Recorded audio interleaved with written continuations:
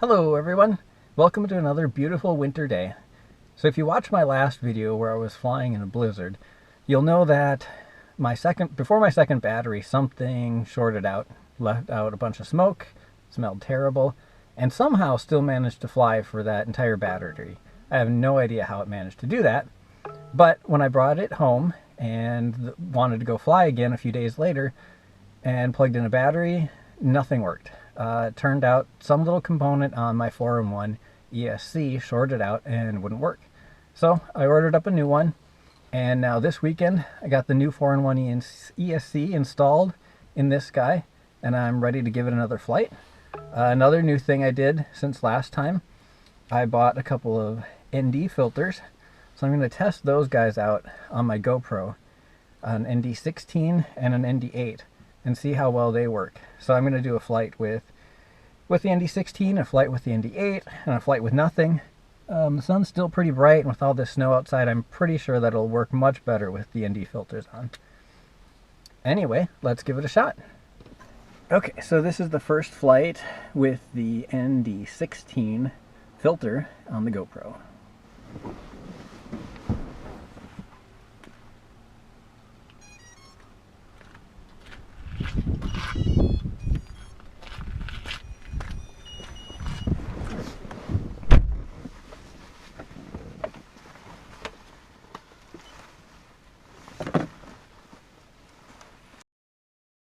So now that I'm home and I'm reviewing the GoPro footage, I can clearly see that I did not get the ND filter mounted properly on the GoPro. And that's why you can see the red shining through in the corners. You'll see later on in this video when I put the other ND filter on and when I put this one back on for my final flight that I do it better and you won't see the red in the corners anymore. So right off the bat here I can already see that this ND filter does make things look smoother. It adds some of the motion blur that you can really sort of see in the corners on the snow. That just gives it a much more natural, soothing sort of look and feel to the video. When you don't have the ND filter on there, everything in the corners is much sharper. There isn't that little bit of motion blur, and it's just almost sort of painful to watch in a way. Also, when you get really low to the ground like that, you can see a lot more of that little hint of motion blur. I think with these settings, I could have still gone with a darker ND filter. They don't make one that's a little bit darker than this. There is an ND32 that I saw on Team Black Sheep's website, but I couldn't find that at any US retailer. So I only got the ND8 and the ND16. But I might have to go out and try to find a way to get the ND32. Either that or find a way to mount two of these over the top of each other. But otherwise, yeah, right there looking at the sun, that's still a little overexposed. I'd like it to be a little bit darker than that. But all in all, it's looking really good, and I do prefer the way this looks to not having an ND filter at all. It just looks a lot better. And you can really see here when you're flying low over the road too, it looks so much nicer. But the snow on the left is a little bit overexposed, so it could be darker yet. Okay, so for flight number 2, I'm going to swap to the ND8 filter instead of the ND16 and see what that does.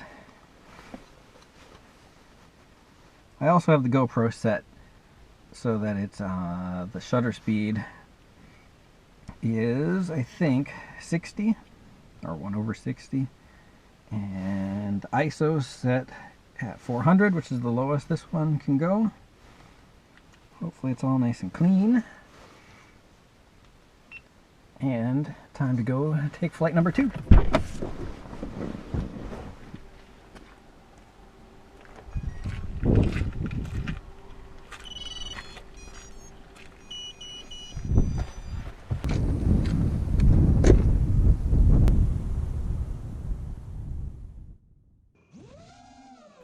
Alright, here we go with the ND8, and immediately I can see that the ND8 with the shutter speed of 1/60 is not enough.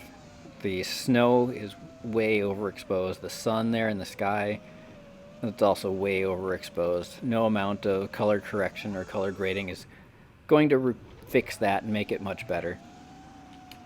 There is a little bit of motion blur, which I suppose is probably about as much motion blur as there was with the previous one.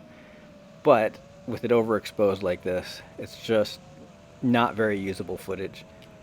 Which is what I was a little bit afraid of, is that there's a little more of a guessing game, and if you don't get it right, you can go out and have an amazing flight and the video footage is not really useful.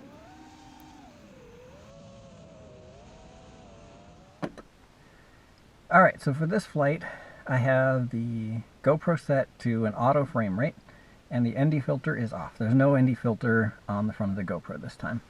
So let's see how smooth this is. Okay, so here I go flying, this time with the GoPro set with auto frame rate, and there's no ND filter. So this is how I would have made all of my videos in the past, pretty much with the auto settings, and except ProTune enabled on the GoPro. And you can see that the sun is not overexposed. The snow here on the ground is exposed pretty much just how you would want it to be. But if you look carefully sort of down at the snow, especially when I fly low, it's really sort of crisp and almost too sharp, and almost like you can see every frame go by, and it just doesn't give you that natural motion that you would want from a video. It's not too bad. I mean, it's okay, and the sun is starting to set now, so it's not super bright like it would be at the middle of the day, but it's not quite as nice as it was with the ND16 filter on there for sure. I definitely prefer having the filter, the look that you get when you have the filter on compared to this.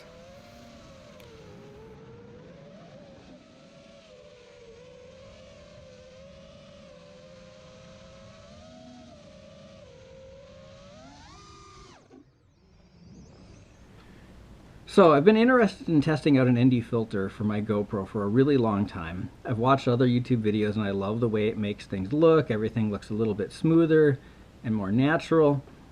But I just was hesitant because I didn't know what to do to get it to work right with a Hero 5, 6, or 7 like this. Since most people fly with a Session, which is a different shaped GoPro, all of the ND filters are designed to fit on the front of that. So I finally got tired of waiting and not sure of what to do, and I decided to just jump in and get a couple of ND filters from Team Black Sheep, an ND16 and an ND8, and these are designed to go on a GoPro Session. But on Thingiverse I found these brackets, which I can put the Session ND filter into these, snap them into place. These guys then snap over the front of a GoPro Hero, and they just pop on, pop off. Hopefully if I get them printed just right, they're nice and snug but not too easy to fall off. And I can swap them out, and as long as they stay on there, I should be good to go. So if you're curious, these seem to be working really well to get a ND filter on your Hero 5, 6, or 7. So anyway, that's how I'm testing out these two TBS ND filters with a GoPro Hero 6, or Hero 5 in my case. And so far, I think it's going to work out pretty well. Alright, time to do one last battery, and I think I'm going to put on that ND filter again. And so I want my shutter. I'm going to go back to 1/60 because I'm recording in 30 frames per second, so 1/60 should give the most ideal smoothness. So back again with the ND16. This time I have it properly installed, so you don't see the red all over in the corners like I did the last time. And it looks much better. I really do like the way that this filter smooths out the motion, and when you're really low to the ground and cruising along that road, it just looks really nice. Of course, it can't make my flying perfect, and it doesn't fix anything like that, but it does just give you that little bit of nicer looking video that makes it just a little bit more enjoyable to watch. Let me know in the comments if you disagree. Do you think some of the other filter, or without the ND filter, does that actually look better?